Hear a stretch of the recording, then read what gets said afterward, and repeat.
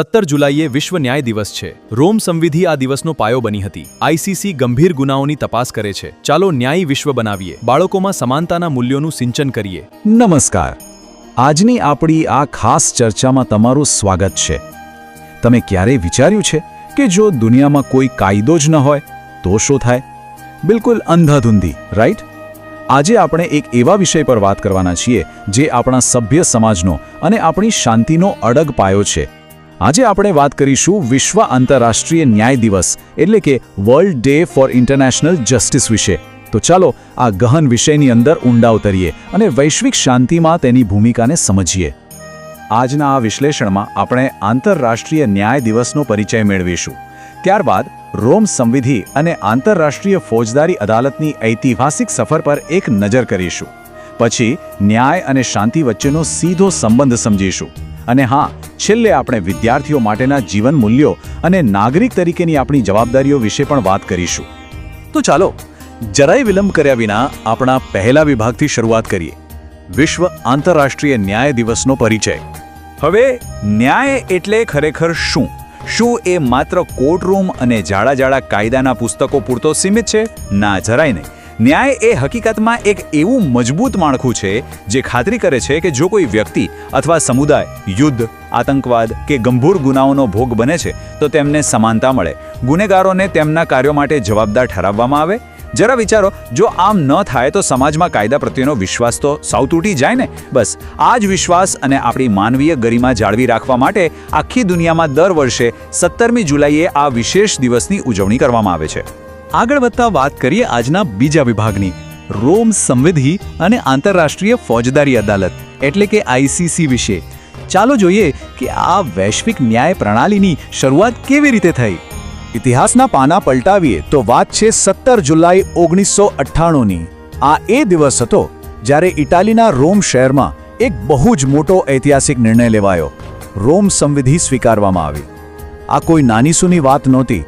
આ જ ઐતિહાસિક પગલાંના આધારે વર્ષ 2002માં આંતરરાષ્ટ્રીય ફોજદારી અદાલત એટલે કે ઇન્ટરનેશનલ ક્રિમિનલ કોર્ટની સ્થાપનાનો માર્ગ મોકળો બન્યો. અને આજે જો તમે જુઓ તો આ સ્વતંત્ર અને અત્યંત પાવરફુલ આંતરરાષ્ટ્રીય સંસ્થાનું મુખ્ય મથક નેધરલેન્ડ્સના હેગ શહેરમાં રાત દિવસ કાર્યરત છે.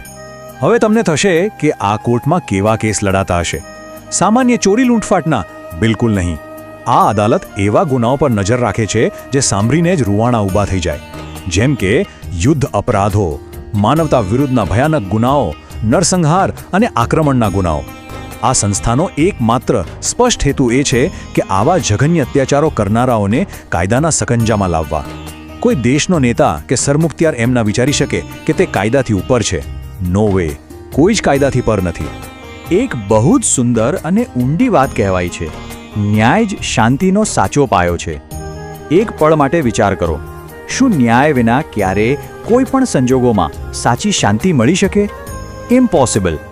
જ્યાં સુધી પીડિતોના આંસુ ન લૂછાય અને ગુનેગારોને સજા ન મળે ત્યાં સુધી સાચી અને કાયમી શાંતિની કલ્પના કરવી પણ વ્યર્થ છે. આ જ મુદ્દાને વધુ સ્પષ્ટ કરવા ચાલો આપણા ત્રીજા વિભાગ પર આવીએ, ન્યાય, માનવ અધિકારો અને શાંતિ વચ્ચેનો અતૂટ સંબંધ.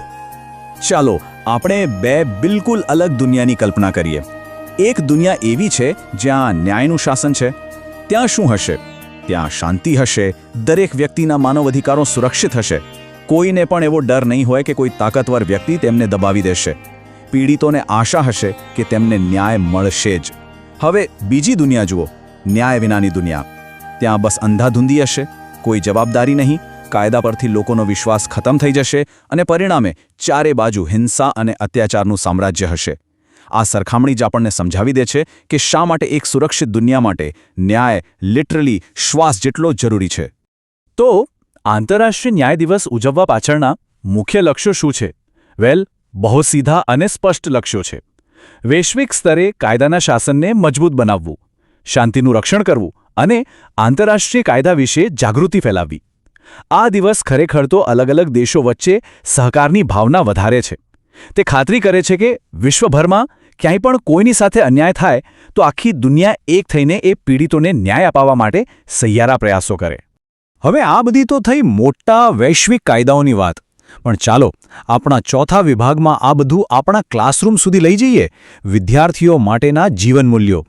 તમને કદાચ એવું લાગે કે આંતરરાષ્ટ્રીય ન્યાયમાં આપણે સામાન્ય લોકો કે વિદ્યાર્થીઓ શું કરી શકીએ, પણ હકીકતમાં આ મોટા ફેરફારોની શરૂઆત આપણા રોજિંદા જીવનના બહુ નાના નિર્ણયોથી થાય છે. જેમ કે હંમેશા સત્ય અને ન્યાયનો સાથ આપવો. સ્કૂલ હોય કે મેદાન, દરેક સાથે સમાનતાથી અને પૂરા સન્માનથી વર્તન કરવું. અને હા, સૌથી અગત્યનું, જ્યારે પણ મિત્રો કે આસપાસના લોકો સાથે કોઈ મતભેદ થાય ત્યારે ઝઘડો કરવાને બદલે તેને શાંતિપૂર્ણ રીતે ઉકેલવાનો પ્રયાસ કરવો. એક શાંતિપૂર્ણ સમાજની ઇમારત આ જ નાના પાયાના પથ્થરોથી ચણાઈ છે. અને વાત માત્ર ટ્રાફિકના કે સ્કૂલના નિયમો પાળવા પૂરતી સીમિત નથી. નાનપણથી જ અન્ય લોકો પ્રત્યે કરુણા, એકદમ સાચી સહાનુભૂતિ કેળવવી એ ન્યાય સમાજનો અસલી હાર્દ છે. જ્યારે આપણે બીજાના અધિકારોનો દિલથી આદર કરીએ છીએ અને આપણી જવાબદારીની ભાવના વિકસાવીએ છીએ, ત્યારે જ આપણે એક સાચા અને ઉત્તમ નાગરિક બની શકીએ છીએ. આ બધું સમજ્યા પછી આપણે આજના આ વિશ્લેષણના અંતિમ અને કદાચ સૌથી મહત્વપૂર્ણ વિભાગ પર પહોંચ્યા છીએ, આપણી જવાબદારી અને સમાપન. તો અહીં એક બહુ જ મોટો પ્રશ્ન ઊભો થાય છે. જરા વિચારો, રોજિંદા જીવનમાં આપણા જેવા સામાન્ય નાગરિકો વધુ ન્યાયી અને શાંતિપૂર્ણ વિશ્વના નિર્માણમાં કેવી રીતે યોગદાન આપી શકે? શું આ કામ માત્ર વકીલો કે જજોનું જ છે? બિલકુલ નહીં.